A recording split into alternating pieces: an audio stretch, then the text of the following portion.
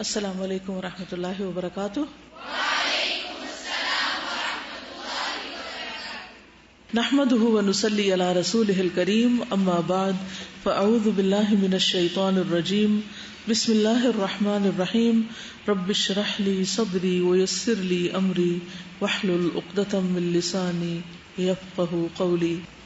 دجال کے بارے میں کسی سے کچھ شیئر کیا؟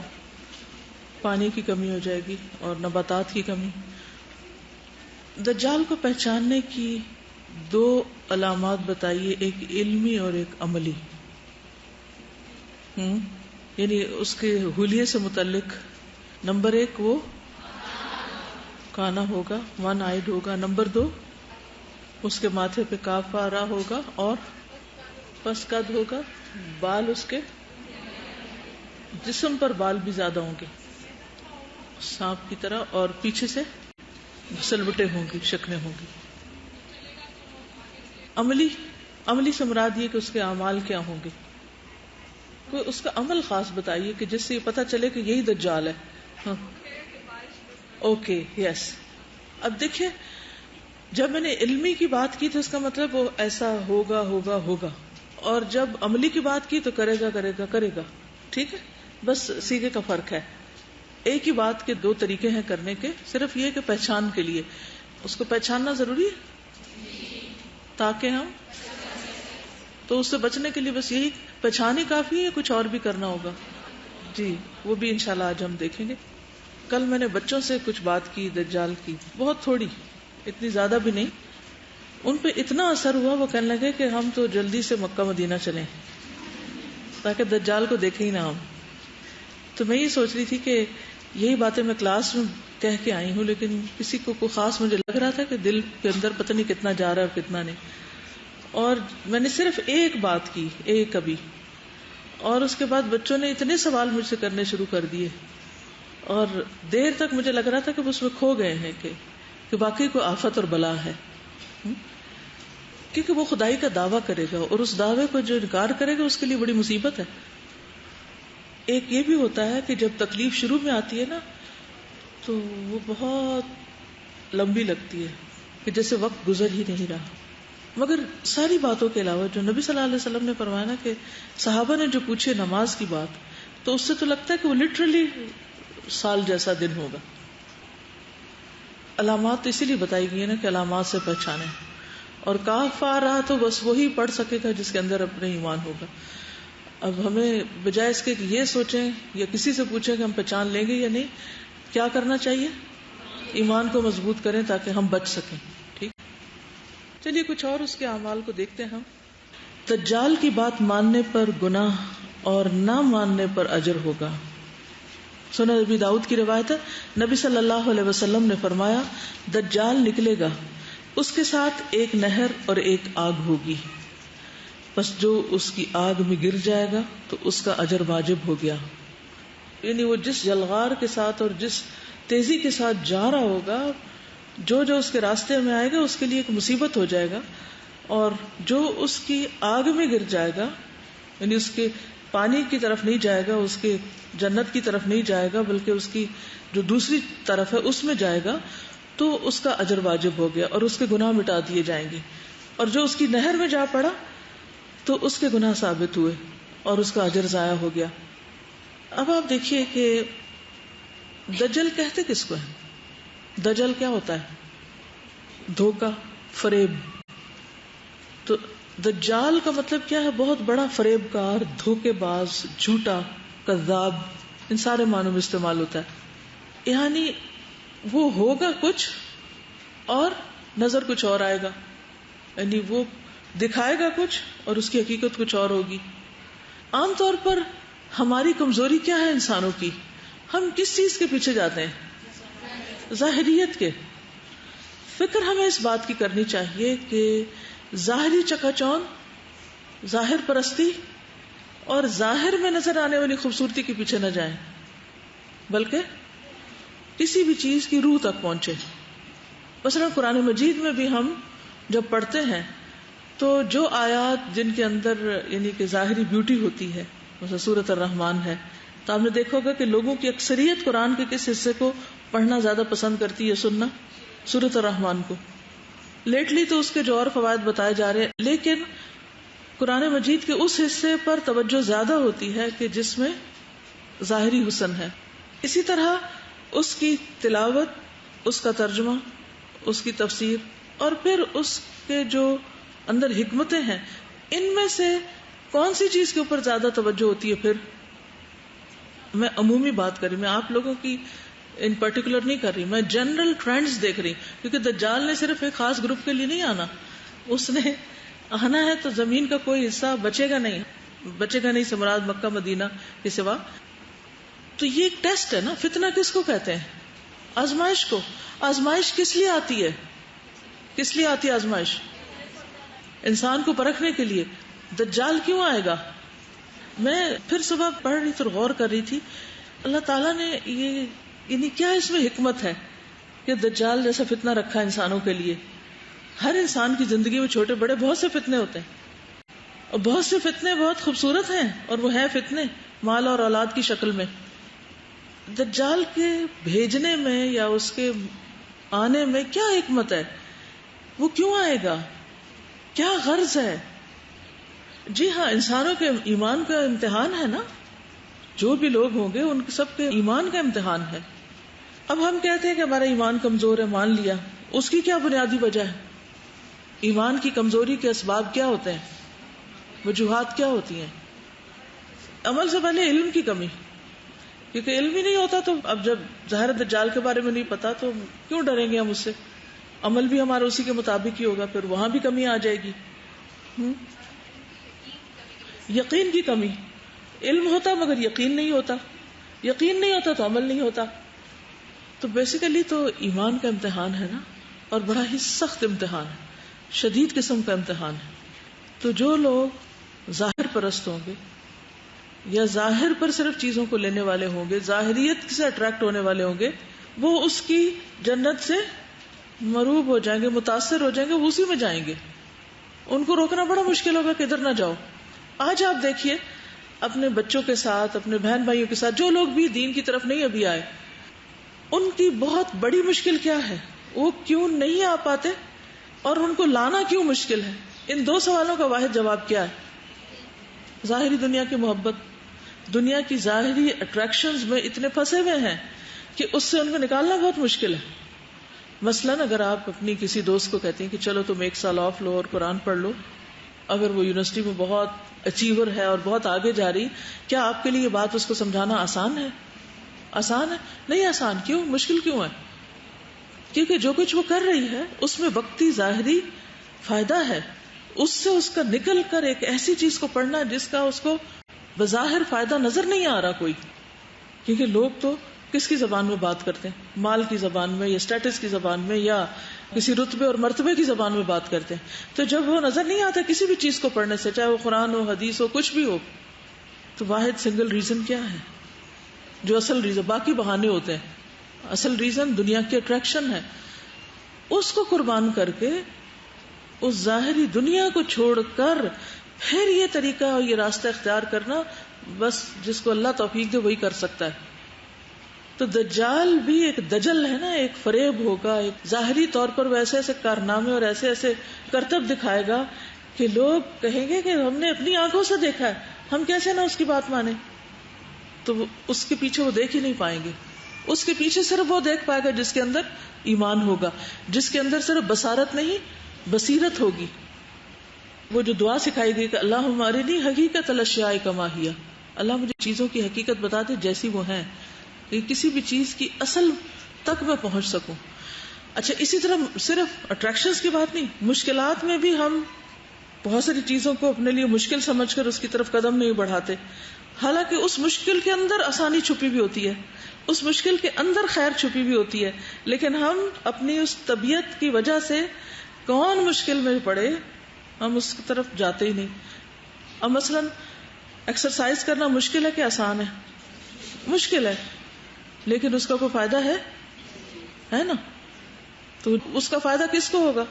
جو اس مشکل میں پڑے گا. روزہ رکھنے کا کوئی فائدہ ہے؟ کیا فائدہ ہے؟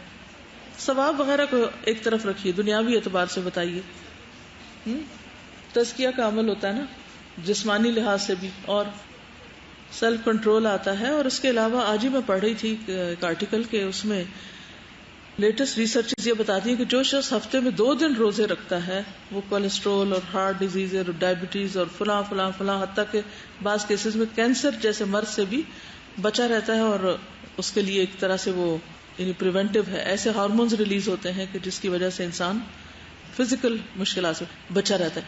اب آپ دیکھیے کہ ان ساری بیماریوں سے بچنے کے لیے لوگ شوگر چھوڑ سکتے ہیں، لوگ گھی چھوڑ سکتے ہیں، لوگ اور بہت سی چیزیں، لیکن اگر ان کو کہا جائے روزہ رکھ لیں، وہ کہیں گے نہیں، ڈاکٹر نے کہا دن میں 6 دفعہ کھاؤ، ہر 2 گھنٹے بعد کھاؤ. اس علاج کو مان لیں گے لیکن روزہ نہیں رکھیں گے. تو بہت ساری چیزیں انسان کے ایمان کا امتحان ہے، اب بھی ہیں، اور ہم اس کام کے پاس جانے سے پہلے ہی ڈر کے بیٹھ جاتے ہیں.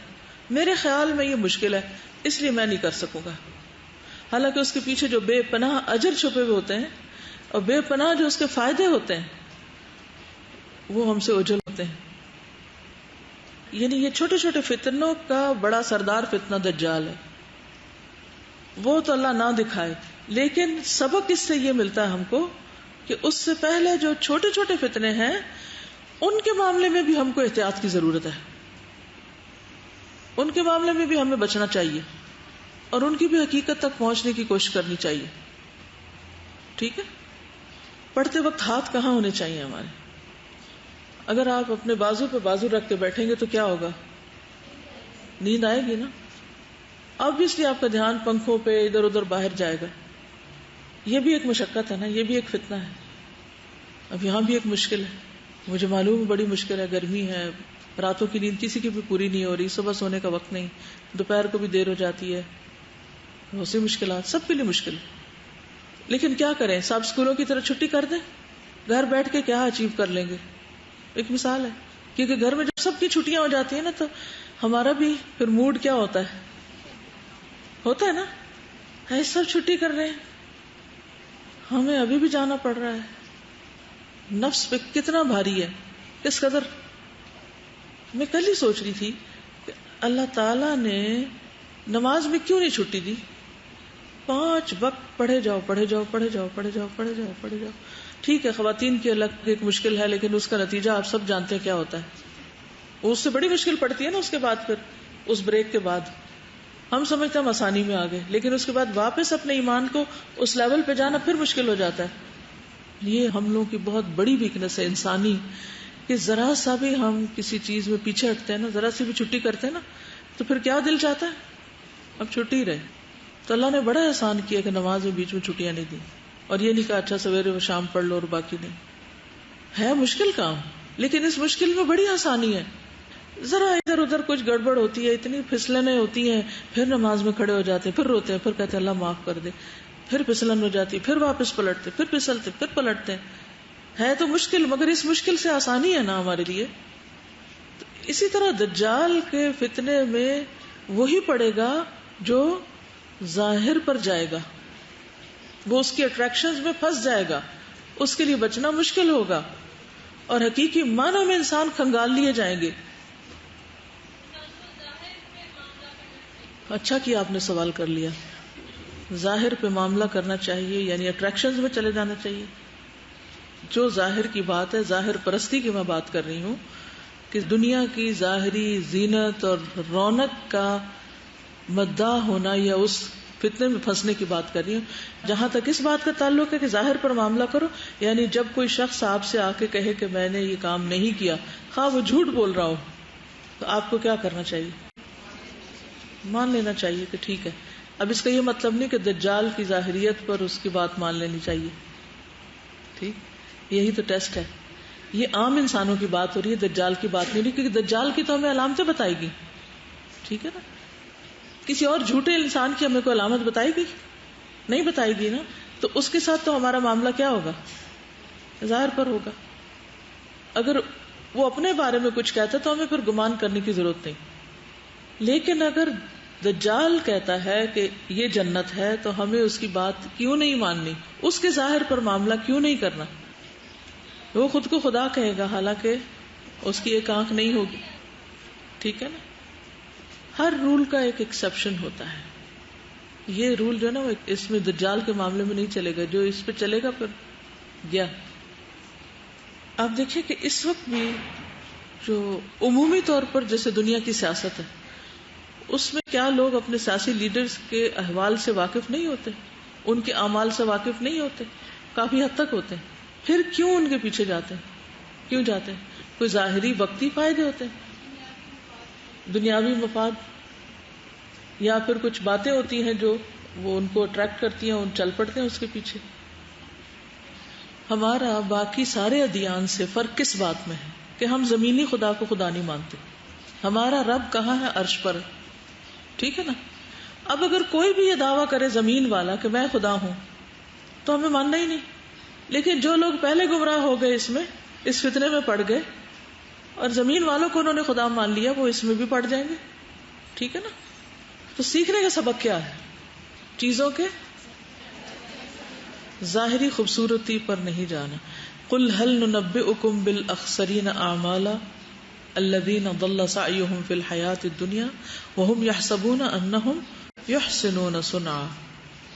اور پھر واصبر نفسک مع الذین یدعون ربهم بالغداة والعشی یریدون وجہہ ولا تعد عیناک عنہم ترید زینۃ الحیاۃ الدنیا. یہاں زینت الحیات الدنیا کیا چیز ہے؟ لوگوں کا ظاہری سٹیٹس. عام طور پر لوگ انہی کے پیچھے جاتے ہیں جن کا کوئی سٹیٹس ہوتا ہے. نبی صلی اللہ علیہ وسلم کو کیا کہا جا رہا ہے کہ آپ نے کن کے پیچھے جانا ہے؟ آپ نے اپنے قریب کن کو کرنا ہے؟ جن کا کوئی ظاہری سٹیٹس ہو. کن کو کرنا ہے؟ تو وَاصْبِرْ نَفْسَكَ مَعَ الَّذِينَ يَدْعُونَ رَبَّهُمْ بِالْغَدَاةِ وَالْعَشِيِّ. جو صبح و شام اپنے رب کو پکارتے ہیں, اس میں ناغہ نہیں کرتے وہ. اور پھر ذَلِكَ مَبْلَغُهُم مِّنَ الْعِلْمِ. ہم یہ دعا نہیں کرتے اللہم اقسم لنا من خشیتک, اس میں ہم کہتے ہیں نا وَلَا تَجْعَلِ الدُّنْيَا أَكْبَرَ هَمِّنَا وَلَا مَبْلَغَ عِلْمِنَا. ٹھیک. دجال کا مسجد نبوی کو پہچان لینا اور کہنا سفید محل, احمد کی مسجد, سفید محل. اس وقت مسجد نبوی بہت سے پیلسز کو پیچھے چھوڑ گئی, یعنی جتنی اس کی خوبصورتی اور ڈیکوریشن اور اس کا آؤٹ ڈور انڈور ڈیکور ہے. محجن بن ادرا سے مروی ہے کہ ایک مرتبہ رسول اللہ صلی اللہ علیہ وسلم نے خطبہ دیتے ہوئے 3 مرتبہ فرمایا یوم الخلاص آنے والا ہے. خلاص نہیں ہوتا, خلاصی. اور یوم الخلاص کیسا دن ہوگا؟ آپ نے 3 بار یہ کہا. کسی نے پوچھا کہ یوم الخلاص سے کیا مراد ہے؟ آپ نے فرمایا دجال آ کر احد پہاڑ پر چڑھ جائے گا اور مدینہ منورہ کی طرف دیکھ کر اپنے ساتھیوں سے کہے گا کیا تم یہ سفید محل دیکھ رہے ہو؟ یہ احمد کی مسجد ہے. نبی صلی اللہ علیہ وسلم کی طرف اشارہ. پھر وہ مدینہ کی طرف آئے گا تو اس کے ہر دروازے پر فرشتے کو پائے گا. وہ تلوار سونتے ہوئے ہوگا تو وہ جرف کی شور زدہ زمین پر اپنا خیمہ لگائے گا, یعنی جو رف زمین ہے. اور مدینہ منورہ میں 3 مرتبہ زلزلہ آئے گا جس سے گھبرا کر مدینہ میں کوئی منافق اور فاسق مرد اور عورت ایسا نہ رہے گا جو دجال کے پاس نہ چلا جائے. سب اس کی فوج میں چلے جائیں گے.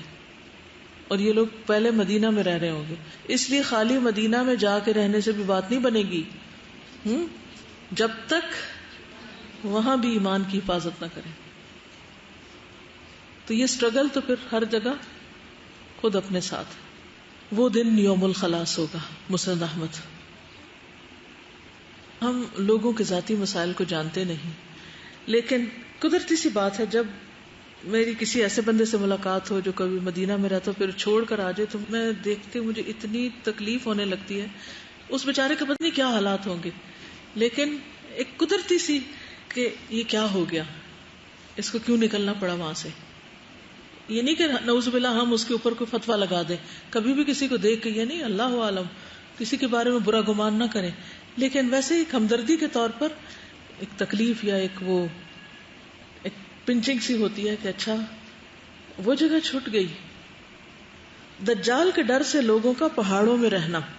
صحیح مسلم کی روایت ہے, ام شریک نے نبی صلی اللہ علیہ وسلم کو فرماتے ہوئے سنا لوگ دجال سے بھاگیں گے لَيَفِرَّنَّ النَّاسُ مِنَ الدَّجَّالِ فِي الْجِبَالِ، یہاں تک کہ پہاڑوں میں جا کر رہنے لگیں گے.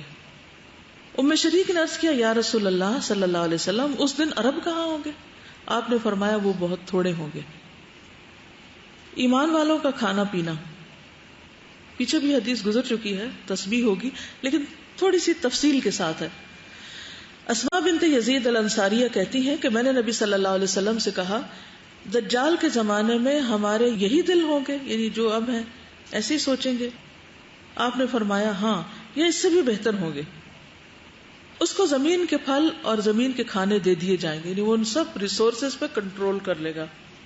تو میں نے کہا یا رسول اللہ صلی اللہ علیہ وسلم اللہ کی قسم میرے گھر والے خمیرہ بناتے ہیں، یعنی وہ روٹی پکانے کے لیے آٹا گوندتے، ابھی وہ پکتا نہیں کہ مجھے ڈر ہوتا ہے کہ کہیں میں بھوک سے مر ہی نہ جاؤں. یعنی ان کو بہت بھوک لگتی. ہم میں سے بعض لوگوں کو جب بھوک لگنے لگتی تو پھر وہ ایسا لگتا ہے کہ جیسے اب کچھ نہیں ہو سکتا. تو جب ابھی اتنی بھوک لگتی ہے تو اس زمانے میں مومنین کو کون سی چیز کفایت کرے گی؟ پھر یعنی ہمارا کیا ہوگا، کیا بنے گا؟ فرمایا وہی جو آسمان والوں کو کفایت کرتی.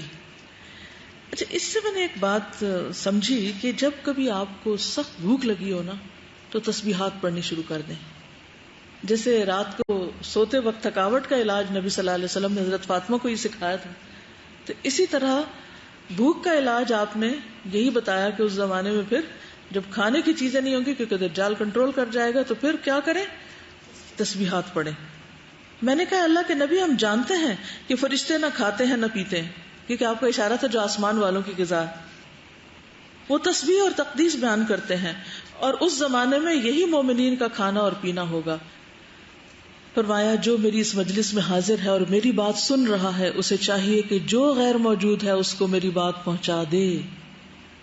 کہ جب ایسا ہو کہ کھانے پینے کو نہ رہے کچھ تو پھر کیا کریں؟ تسبیحات پڑھیں. اللہ کرے ہمیں یاد رہے، ہر بھوک کے وقت یاد رہے. ایک دعا بھی ہے نا، اللہم انی اعوذ بک من الجوع فانہ بئس الضجیع واعوذ بک من الخیانہ فانها بئست البطانہ.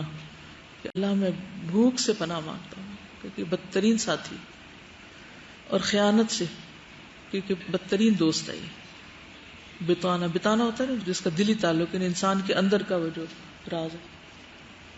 عبداللہ رضی اللہ عنہ نے کہا قریب ہے کہ تم ان بستیوں میں پانی کا ایک پیالہ تلاش کرو لیکن کامیاب نہ ہو سکو، یعنی سارے کا سارا پانی اپنی اصل کی طرف سکڑ جائے گا اور باقی ماندہ مومن اور پانی شام میں ہوگا، شام کے علاقے میں مومن بھی وہاں جمع ہو جائیں گے اور پانی بھی وہیں ہوگا.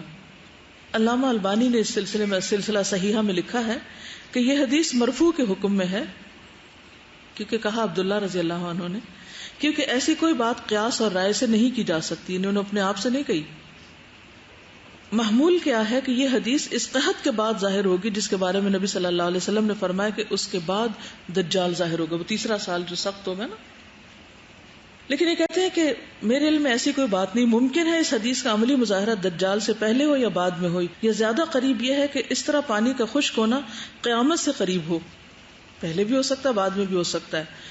اور یہاں یہ بات مفید رہے گی کہ میں پڑھنے والوں کو بتاؤں کہ مذکورہ کتاب میں عبارت آتی ہے کہ پانی خشک ہو جائے گا، یعنی میں یہ حدیث اس لیے لایا ہوں کہ پانی خشک ہو جائے گا، یعنی دس از فار شور. اور آپ کو پتا ہے لیٹسٹ ریسرچ کیا ہے پانی کے بارے میں؟ ہم جو پانی کھول کے بھول جاتے ہیں نا بند کرنا، وہ ذرا سن لیں. موجودہ دور کے لوگ کہہ رہے ہیں کہ اب نیکسٹ جو جنگ ہوگی نا، عالمی جنگ، وہ پانی کے اوپر ہوگی. اچھا، کچھ لیٹسٹ ریسرچ جو ہے امریکن فاؤنڈیشن کی، وہ یہ ہے کہ دنیا والوں نے اندرونی پانی جو زمین کے اندر اللہ نے سٹور کیا ہوا تھا اس کی بہت بھاری مقدار نکال چکے ہیں اور استعمال کر چکے اور ضائع کیا ہوا. ٹیکسس اور نیو میکسیکو میں اندرونی پانیوں کے مکمل خشک ہونے کا امکان پیدا ہو گیا ہے، اور امریکہ کے شمالی صوبوں میں اندرونی پانیوں کی مقدار سالانہ کے حساب سے اینولی کہنا چاہیے، اینولی 24 فٹ نیچے جا رہی ہے. یعنی اگر پہلے پانی 24 فٹ پہ مل رہا تھا تو اگلے سال وہ 24 پہ نہیں ملے گا، 48 پہ چلا جائے گا، اور اگلے سال اس سے نیچے، اور اگلے سال اور زیادہ گہرا کھودنا پڑے گا.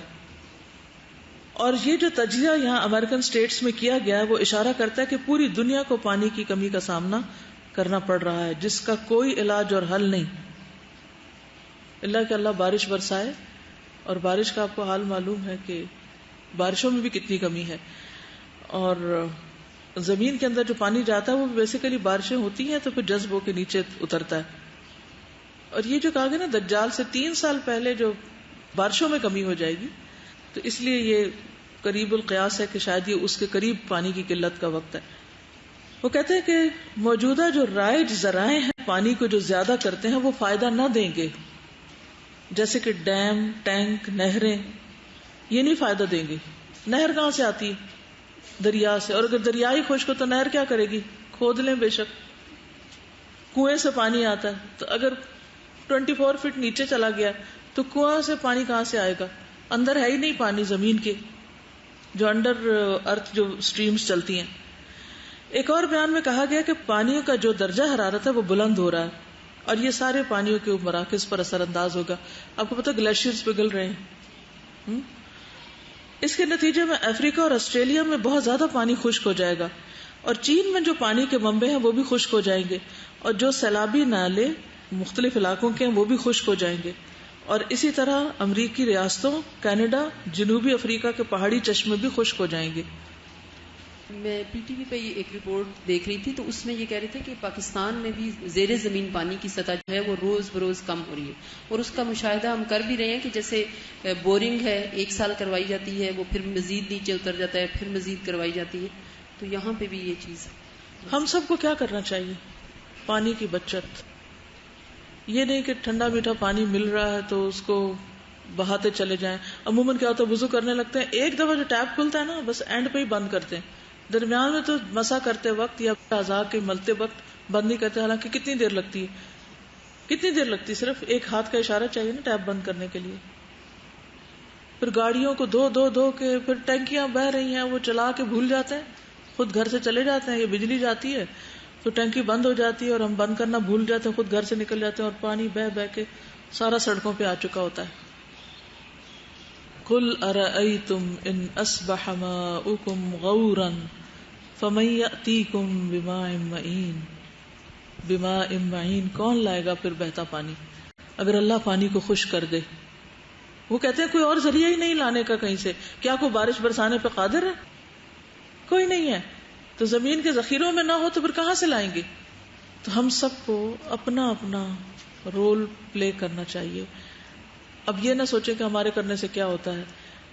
کچھ بھی ہو ایٹ لیسٹ ہم تو ایک سنت کی پیروی کریں کہ جتنا کم استعمال کریں بس ضرورت کا استعمال کریں. یہ نہ سوچیں ہم نے کون سا خود بل دینا ہے اس لیے کہ ٹیپ خراب ہے اور وہ لیک ہو رہی ہے کوئی ٹینکی واش روم کی تو ہوتی رہے. اب کون پلمبر کو بلائے، اس کو اتنے پیسے دینے پڑیں کہ پانی بہتا رہے. یہ نہ کریں. نلکا بھی پورا کھول دیتے ہیں، مطلب تھوڑا کم کر دیں تو آدھے پانی سے بھی کام چل جائے گا. اور بہترین مال پانی پلانے والا غلام ہے. فَأَيُّ الْغُلَامِ خَيْرٌ قَالَ غُلَامٌ شَدِيدٌ يَسْقِي أَهْلَهُ مِنَ الْمَاءِ وَأَمَّا الطَّعَامُ فَلَا طَعَامُ. السلسلہ صحیحہ میں حضرت عائشہ کی یہ روایت ہے جس میں کہتی ہیں میں نے پوچھا ان دنوں کون سا مال بہتر ہوگا، یعنی جب یہ سب حالات ہوں گے تو سب سے اچھا مال کون سا ہوگا؟ فرمایا وہ طاقتور غلام جو اپنے مالک کو پانی پلا سکے، یعنی کہیں سے لائے اور پھر پلا سکے. رہا کھانا تو وہ نہیں ہوگا. جن لوگوں کو روزے رکھنے کی عادت ہوگی وہ پھر کھانے کے بغیر بھی رہ لیں گے، ادروائز مشکل. تو اب تک کیا سیکھا؟ ہمیں کیا کرنا چاہیے؟ ہم یہ جو پڑھ رہے ہیں کیوں پڑھے چلے جا رہے ہیں؟ کیا پتا دجال تو آئے، ہمیں اتنی فکر کی ضرورت نہیں. کیا کرنا چاہیے؟ جی بادروا بالاعمال فتنا، وہ حدیث ہے نا بخاری کی، بادروا بالاعمال فتنا، فتنوں کے خوف سے اعمال میں جلدی کرو، عمل میں پیچھے نہ رہو، عمل میں آگے بڑھو. کفتن اللیل المظلم، جب تک ایکشن نہیں ہوگا تو پھر فائدہ نہیں. یعنی اگر ایمان میں مضبوط نہ ہو انسان تو فتنوں کے سامنے ٹھہر کیسے سکتا ہے؟ یعنی کمزور درخت ہو تو ایک آندھی کا جھونکا گرانے کے لیے کافی ہو جاتی. ایمان مضبوط کرنے کی ضرورت ہے جو عمل سے ہوتا ہے. تو ایمان اور عمل صالح ساتھ ساتھ ہے، ایک کو دوسرا مضبوط کرے گا. ٹھیک.